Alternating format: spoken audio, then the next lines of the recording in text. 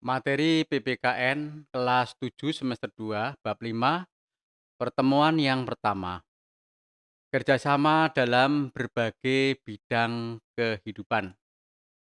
Assalamualaikum warahmatullahi wabarakatuh. Mari kita bersama-sama sebelum pembelajaran kita mulai, kita berdoa terlebih dahulu. Berdoa mulai. Berdoa selesai. Apa kabar anak-anakku? Masih semangat? Syukur alhamdulillah, apabila kalian masih semangat, jangan lupa jaga kesehatan kalian masing-masing dengan mentaati protokol kesehatan, serta harus selalu berdoa kepada Tuhan Yang Maha Kuasa. Semoga kita semua dijauhkan dari pandemi corona. Amin. Kepada anak-anakku, siapkan kelengkapan kalian dalam pembelajaran PKN ini. Buku teks, buku catatan, LKS, serta alat tulis lainnya. Bagaimana? Sudah siap? Oke, kalau kalian sudah siap, silahkan kalian ingat-ingat kembali pertemuan kemarin ya. Kita sudah membahas bab 4 tentang keragaman suku, agama, ras, dan antar golongan dalam bingkai Bhinneka Tunggal Ika. Coba kalian ingat apa arti bangsa Indonesia beragam. Jadi apa arti bangsa Indonesia beragam? Bangsa Indonesia beragam, bahwa bangsa Indonesia terdiri dari beraneka ragam atau bermacam-macam, ya, heterogen, termasuk suku, bangsa, adat istiadat, agama, atau keyakinan serta budaya. Untuk bab kelima, pertemuan pertama atau pertemuan satu, kompetensi dasar KD 3.5 menganalisis bentuk-bentuk kerjasama dalam berbagai bidang kehidupan di masyarakat. Indikatornya 3.5.1 mendeskripsikan bentuk-bentuk kerjasama dalam berbagai bidang kehidupan. Manfaat dari pembelajaran ini yang pertama, dapat mendeskripsikan bentuk-bentuk kerjasama dalam berbagai bidang kehidupan. 2, dapat memahami pentingnya kerjasama dalam kehidupan bermasyarakat, berbangsa, dan bernegara. Yang ketiga, dapat mendeskripsikan kerjasama dalam bidang sosial politik. Yang keempat, dapat mendeskripsikan kerjasama dalam bidang pertahanan dan keamanan negara. 5, dapat menganalisis pentingnya kerjasama antar umat beragama. Materi pembelajaran kerjasama dalam berbagai bidang kehidupan. Pembelajaran yang akan kita lakukan dengan discovery learning serta model diskusi. Materi pembelajaran kali ini tentang kerjasama dalam berbagai bidang kehidupan yang meliputi 1, kerjasama dalam bidang sosial politik. Yang kedua, kerjasama dalam bidang kehidupan ekonomi. Yang ketiga, kerjasama dalam bidang kehidupan pertahanan dan keamanan negara. Yang keempat, kerjasama antar umat beragama. Silakan kalian baca buku teks atau buku cetak PPKN halaman 116 sampai 124 dan LKS tentang bentuk kerjasama dalam berbagai bidang kehidupan dan kalian buat beberapa pertanyaan. Boleh bekerja sama dengan teman kalian yang berkaitan dengan kerjasama dalam berbagai bidang kehidupan. Dari beberapa pertanyaan nanti kita inventarisir dan untuk kita bahas secara bersama-sama. Ya, oke, silakan. Dan berikutnya ini kumpulan dari beberapa pertanyaan yang telah diinventarisir. Yang pertama, apa yang dimaksud dengan manusia sebagai makhluk sosial? Yang kedua, jelaskan makna dari persatuan dan kesatuan. Yang ketiga, apa yang mendorong manusia untuk bergotong royong? Yang keempat, sebutkan bentuk gotong royong dalam masyarakat Indonesia. Yang kelima, jelaskan apa yang dimaksud dengan A. Sikap fanatik sempit, B. Sikap individualis, C. Sikap eksklusivisme, D. Sikap primordialisme. Nanti kita bahas satu persatu, dari nomor 1 sampai nomor 5. Yang pertama yang dimaksud dengan manusia sebagai makhluk sosial atau zon politikon, bahwa manusia dalam hidupnya membutuhkan bantuan orang lain. Manusia tidak bisa hidup tanpa bantuan orang lain. Oleh karena itu, dibutuhkan adanya kerjasama dengan orang lain. Makna persatuan dan kesatuan. Persatuan adalah terikatnya beberapa bagian menjadi satu kesatuan. Sedangkan kesatuan adalah keadaan atau kondisi yang merupakan satu keutuhan yang mendorong manusia untuk bergotong royong. Yang pertama, dalam hidupnya manusia membutuhkan orang lain. Ini tadi karena manusia sebagai makhluk sosial atau makhluk atau zon politikon. Yang kedua, manusia dapat hidup secara wajar apabila bersama-sama dengan manusia lainnya. Bentuk gotong royong dalam masyarakat Indonesia.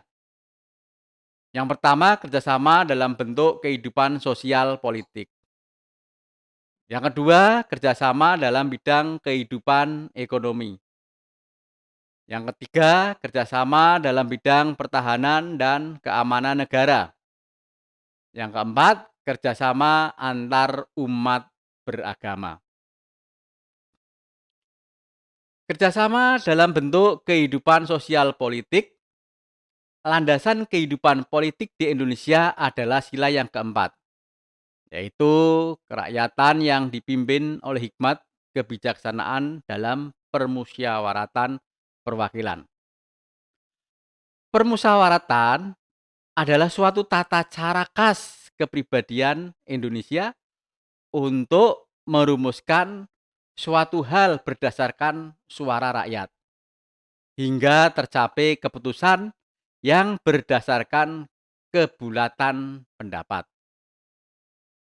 Perwakilan adalah suatu tata cara atau prosedur mengusahakan turut sertanya rakyat mengambil bagian dalam kehidupan bernegara, antara lain dilakukan melalui badan-badan perwakilan. Hikmat kebijaksanaan merefleksikan tujuan sebagaimana dikehendaki oleh pembukaan Undang-Undang Dasar Negara Republik Indonesia tahun 1945. Pangkal tolak dari pelaksanaan kehidupan sosial politik adalah gotong royong dengan cara musyawarah mufakat. Kerjasama dalam bidang kehidupan ekonomi. Dalam bidang ekonomi, kerjasama digambarkan dalam pasal Undang-Undang Dasar Negara Republik Indonesia tahun 1945, yang pertama pasal 23A, pajak dan pungutan lain yang bersifat memaksa untuk keperluan negara diatur dengan undang-undang. Yang kedua, pasal 33 ayat 1. Perekonomian disusun sebagai usaha bersama berdasarkan atas asas kekeluargaan. Bangun usaha yang sesuai dengan pasal 33 ayat 1 adalah koperasi. Kerjasama dalam bidang kehidupan, pertahanan, dan keamanan negara. Yaitu yang pertama pasal 31 ayat 1 Undang-Undang Dasar Negara Republik Indonesia tahun 1945. Tiap-tiap warga negara berhak dan wajib ikut serta dalam usaha pertahanan dan keamanan negara. Yang kedua, pasal 27 ayat 3 Undang-Undang Dasar Negara Republik Indonesia tahun 1945. Setiap warga negara berhak dan wajib ikut serta dalam upaya pembelaan negara. Kerjasama warga negara untuk mewujudkan pertahanan dan keamanan negara merupakan contoh sikap dari bela negara. Dengan pengertian bela negara adalah sikap mental yang dimiliki seorang atau sekelompok orang untuk ikut serta dalam usaha melindungi dan mempertahankan keberadaan bangsa dan negara. Pembangunan sistem pertahanan negara terdiri dari 5 nilai dasar bela negara. Yang pertama, cinta tanah air. Yang kedua, kesadaran berbangsa dan bernegara. Yang ketiga, keyakinan Pancasila sebagai falsafah dan ideologi negara. Yang keempat, rela berkorban untuk bangsa dan negara. Yang kelima, memiliki kemampuan awal bela negara, fisik maupun non-fisik. 4. Kerjasama antar umat beragama. Undang-Undang Dasar Negara Republik Indonesia tahun 1945, pasal 29 ayat 2. Negara menjamin kemerdekaan tiap-tiap penduduk untuk memeluk agamanya masing-masing dan beribadat menurut agamanya dan kepercayaannya itu. Makna pasal tersebut bahwa ada jaminan dari negara atas hak kebebasan penduduk untuk memeluk agama dan beribadah menurut agama yang dianutnya. Kerjasama antar umat beragama ditandai dengan adanya sikap-sikap sebagai berikut. Yang pertama, saling menghormati umat seagama dan berbeda agama. Yang kedua, saling menghormati lembaga keagamaan yang seagama dan yang berbeda agama. Yang ketiga, sikap saling menghormati hak dan kewajiban umat beragama. Dalam mengembangkan kerjasama di berbagai bidang kehidupan, kita hindari beberapa sikap yang tidak terpuji. Jadi ada beberapa sikap yang tidak terpuji. Yang pertama, sikap fanatik sempit. Yang kedua, sikap individualis. Yang ketiga, sikap eksklusivisme. Yang keempat, sikap primordialisme. Sikap fanatik sempit, ini maksudnya sifat yang merasa diri sendiri paling benar. Itu sifat yang merasa diri sendiri paling benar. Ya. Yang kedua, sikap individualis, yaitu sikap yang lebih mendahulukan kepentingan sendiri. Ketiga, sikap eksklusivisme, yaitu sikap selalu memisahkan diri dari kehidupan sosial di masyarakat karena adanya jurang pemisah akibat perbedaan suku bangsa adat istiadat, agama, dan bahasa daerah. Yang keempat, sikap primordialisme, yaitu perasaan kesukuan yang berlebihan. Pengertian kerjasama. Setiap manusia membantu secara bersama-sama antara satu manusia dengan manusia lainnya dalam melaksanakan suatu kegiatan untuk mewujudkan suatu tujuan bersama. Coba kalian diskusikan. Yang pertama, alasan pentingnya hidup bekerja sama. Yang kedua atau B, berikan contoh bentuk kerjasama yang dapat dilakukan oleh kalian. Ya, jadi silahkan kalian untuk mencari bentuk kerjasama yang dapat dilakukan oleh kalian. Ya.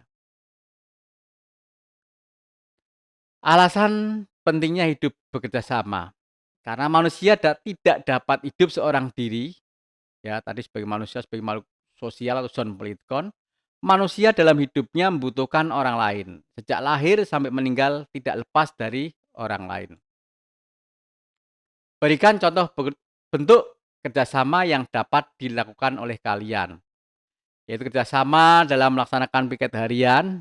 Ada yang menyapu lantai, membersihkan kaca jendela, membersihkan papan tulis, ada yang mengambil spidol dan penghapus serta lain-lainnya. B. Kerjasama dalam menyantuni anak yatim. Kerjasama dalam berbagai kehidupan. Bahwa manusia sebagai makhluk sosial dalam hidupnya membutuhkan kerjasama dengan orang lain dalam berbagai aspek kehidupan seperti dalam kehidupan sosial politik, ekonomi, pertahanan keamanan, dan kehidupan beragama.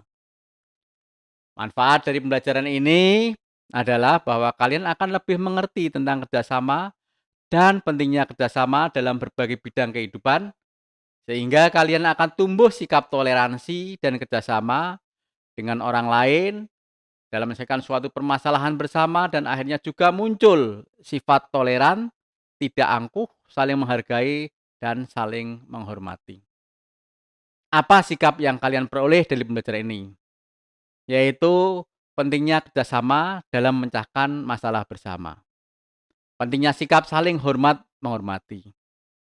Kita harus menghindari sikap-sikap yang tidak baik, yaitu sikap fanatik sempit, individualis, sikap eksklusivisme, dan sikap primordialisme.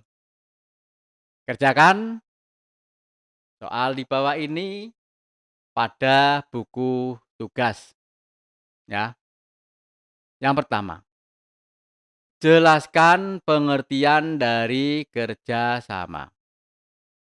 Yang kedua, sebutkan 3 bentuk kerjasama dalam berbagai bidang kehidupan.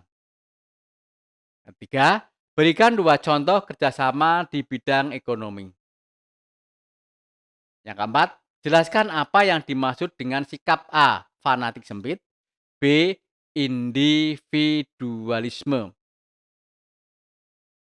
Sekian pertemuan kali ini, dan apabila ada kekurangannya maupun kata-kata yang kurang berkenan, saya mohon maaf ya. Untuk pertemuan berikutnya kalian pelajari materi bab 5 pertemuan kedua tentang kerjasama dalam bidang sosial politik, ekonomi, pertahanan keamanan, serta kerjasama antar umat beragama. Kita tutup pertemuan kali ini dengan membaca hamdalah secara bersama-sama. Alhamdulillahirabbil alamin. Wassalamualaikum warahmatullahi wabarakatuh.